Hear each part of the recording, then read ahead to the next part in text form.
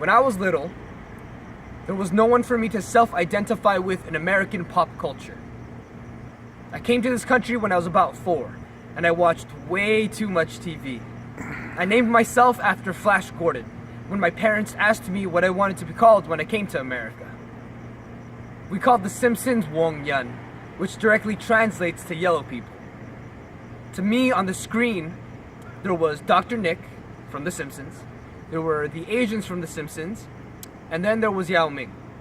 Seeing as how I wasn't a doctor, nor did I talk like a this, nor was I a 7-foot-tall mediocre NBA player, I never thought I was something that would ever get attention. In between 4 a.m. infomercials, Saturday morning cartoons, and the OC, I never saw myself. I saw chopsticks, bad accents, and kung fu, but never just me. Whenever an Asian was on the screen, he was only on there because he was Oriental, never because he was a human being who just happened to be Asian. As I grew older, I started noticing a little more missing.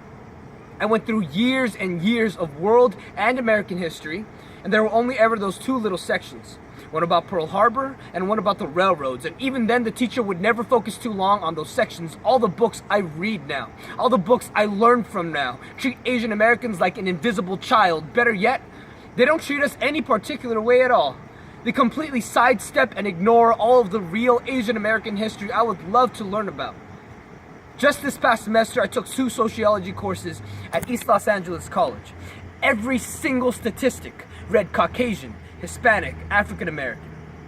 Caucasian, Hispanic, African American.